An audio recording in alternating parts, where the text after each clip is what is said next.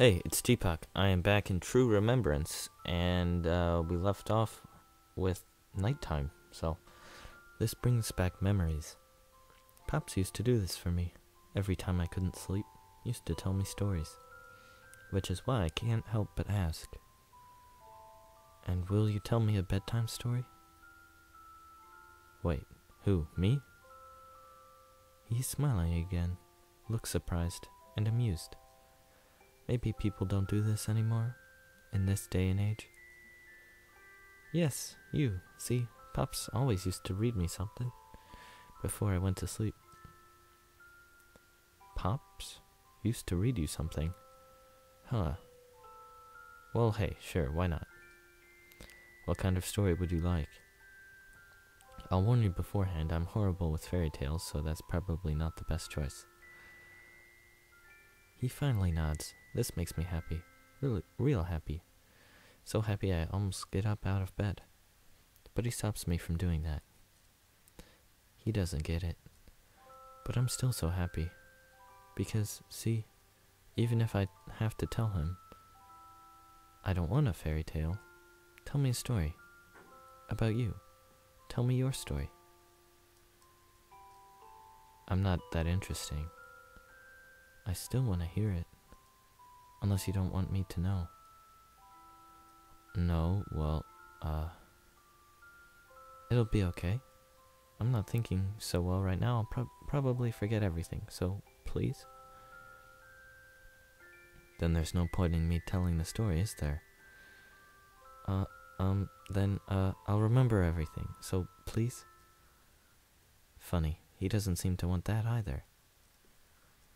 But he finally gives in, so I wait. He's still sitting there, of course, but he's actually far away now, in the past. Let me see. You'd never guess it, but I used to live in a place far, far away from this place. Farther than the city limits? Yeah. Much, much farther. So far away that you wouldn't believe me even if I told you. I wouldn't be able to imagine it. I can't. I'm trying, but I can't. Even in this town, it's huge. Never been in a place like this before. Where I used to live, there was no talk of mnemonicides or psychic corrosion or the dollar. So naturally, I didn't know that any of it even existed. Wow. What was it like, this place? Could you see the ocean or the mountains? I've never seen either, so I wanted him to tell me. I want to see. I want to see what he's seen. This world is large. Larger than I know. Maybe even larger than he knows. And beautiful. But Blackiris just sighs. He smiles. He looks kind of annoyed. It wasn't that great.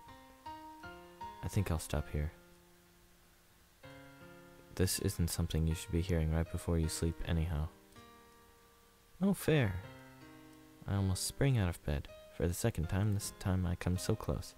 Blackiris looks at me. He's shocked. He sighs and tells me, fine, alright, just lie back. I'll tell you. So I'm happy. Happy to do as he says. How should I put this? See, the place I used to live was a lot like here, in that it was out in the middle of nowhere. But it was bigger, darker, an urban sprawl filled with intersections that all led nowhere. Intersections? All led nowhere?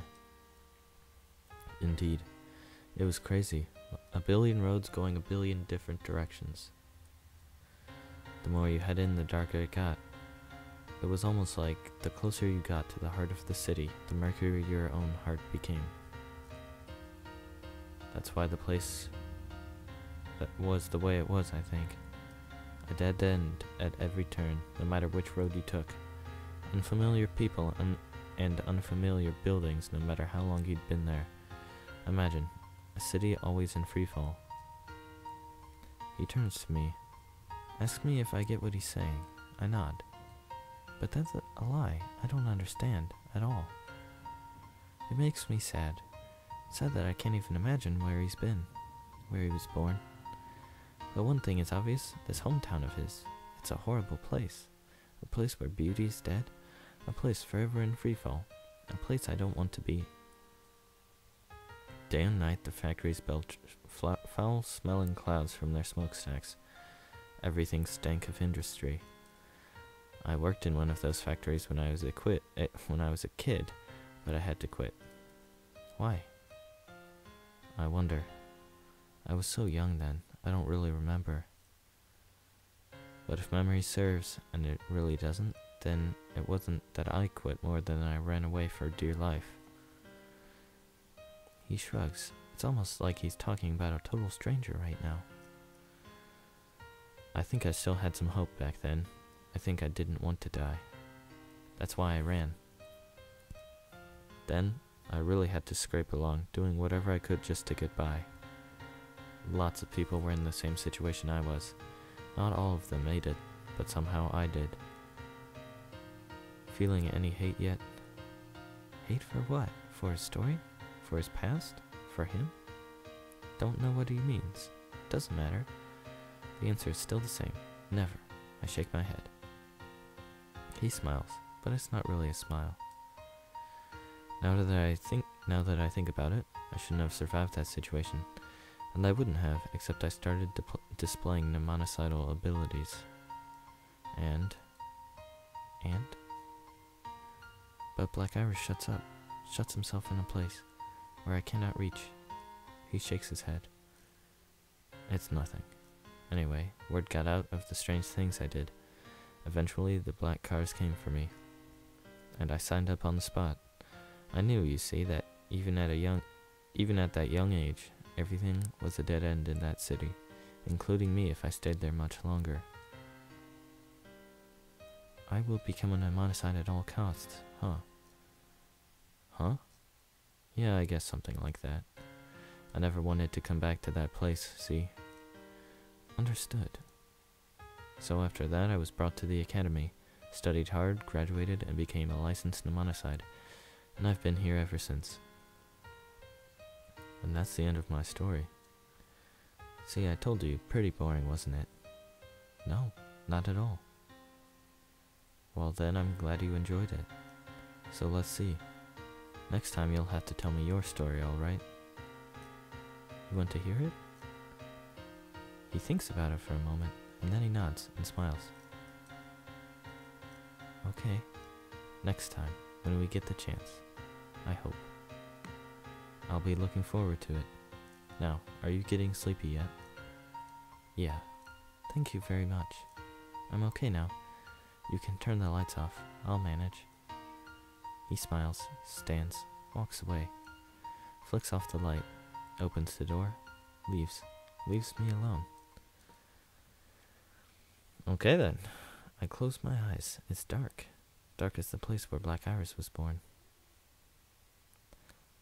I'm like La, I'm kind of having trouble imagining it. I'm imagining like he's talking about like how it keeps getting darker the deeper you get in, like just that much pollution because you're closer to the factories, I'm guessing. That might be taken in a very literal sense. I'm sure there's a much deeper meaning behind it though. It's been 3 days now. I've rested, taken the medicine, like a good girl. I'm feeling a lot better, so we head to the hospital. I'm almost back to normal. I really don't feel like we have to do this, but he makes me. He cares so much for someone who keeps saying he doesn't care. It's nice out, clear and sunny. I look out the trolley window. The town is sparkling in white. I didn't pay attention to any of this the last time we were here, so I'm taking it all in now. But there's a problem. It's all going by so fast, so much glare. I'm getting a big headache. Well, that's what happens when you do that. He's got his usual smile on his face. It's evil, very evil, and it makes me happy, very happy. I'm too embarrassed to say anything, so instead I look directly ahead. No headache this time. Blackiris keeps smiling. He probably finds this all funny. Oh well. We get to the hospital, sign in, get shown to the same waiting area. I get called, walk into the examination room. It's the same doctor from before. He gives me one look and smiles. Very good. Looks like you're almost over with this. Or almost over this. I'm prescribing you a few more days of antibiotics. If you start feeling ill again, take these. Yes, sir. Thank you very much. He finishes his exam, hands me the prescription, shows me out. We go to get the prescription filled. They tell us that they'll call us over at the PA system when it's ready. So we go see, I missed that, but we're seeing his professor. She's fast asleep when we get there. So quiet, so peaceful. I don't want to wake her. The window's open, a crack, just like last time. I can feel the breeze. It's tickling the curtains. The vase is right where I left it, but the flowers are different now. We stay there for a time. She continues to sleep. We look at each other and decide to leave. We close the door behind us. A man is walking towards us. Someone Blackiris knows, seeing as he's calling out a greeting. Whoa, new character. Fancy seeing you here. Did you come to pay your respects? His eyes are fixed on the door we just walked out of. That and my guest had a pretty bad cold, so I brought her to see a doctor. A cold? He narrows his eyes. He thinks something's up. Obviously, I have to say something. It's all my fault, and I'm fine now. The suspicion evaporates from his eyes. He nods and laughs. Blackiris isn't so pleased. He turns to the man. And what are you doing here, Dexter? Paying someone a visit, of course. What else? Dexter rummages in his coat pockets, brings out a music box. Very cute, with a red ribbon tied on it. A very nice gift indeed. The professor? Wrong. An acquaintance. And this acquaintance of yours, the dolor? Wrong again. It's just a normal disease, so to speak. Oh, he's had a lot of questions. Oh, he's had enough questions. Looks like. So he goes on the offensive. So, Blackiris, tell me, have you seen Maria yet? Blackiris stiffens. He shuts himself up. Again. That very same place where I can't reach. But then he closes his eyes and shakes his head. Once. That's none of your business. Perhaps not. Dexter smiles. Easily. Too easily. The PA system crackles to life. They call several patients' names, including mine. So my prescription's ready. I'll go get it.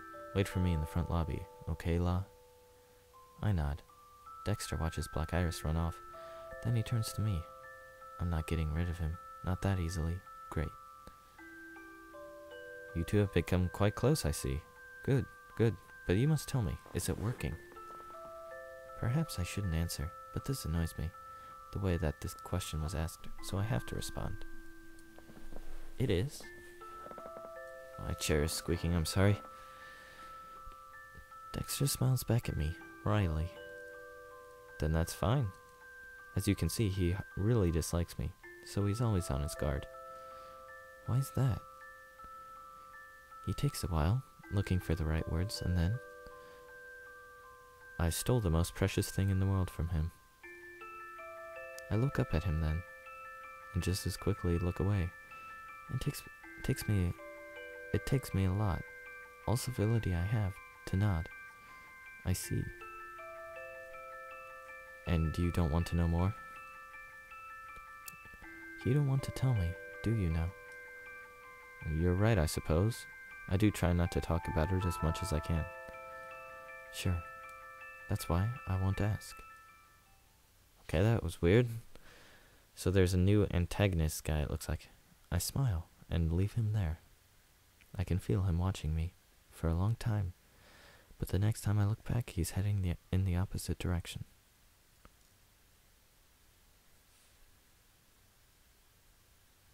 Okay. Oh, that night, I leave my room quietly and head downstairs. I proceed slowly. Don't want to make any sounds. Don't want to wake Blackiris up.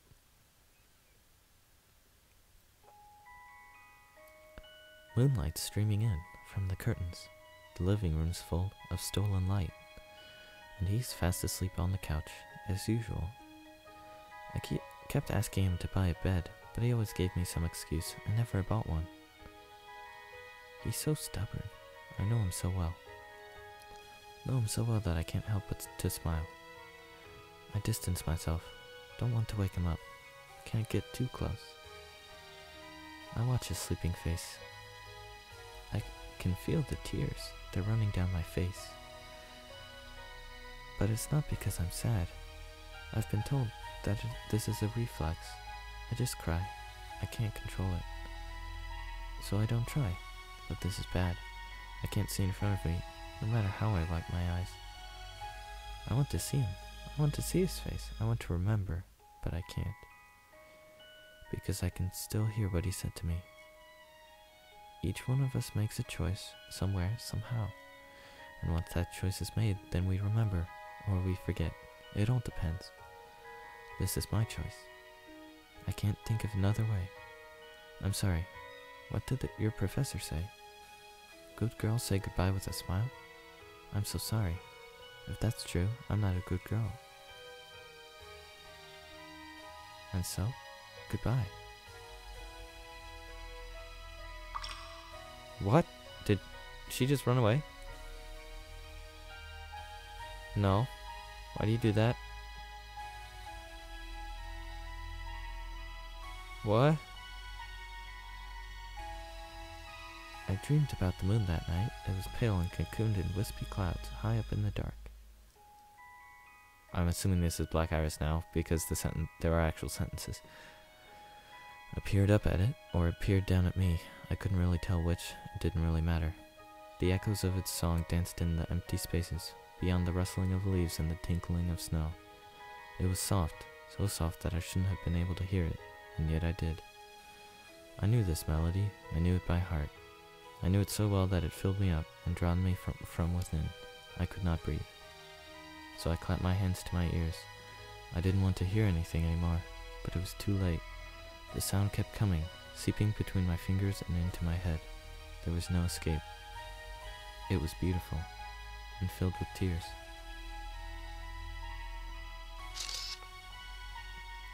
Chapter 6, Law. Uh-oh. I'm scared. She ran away? Did she?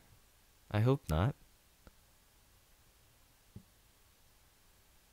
Oh no. This is bad.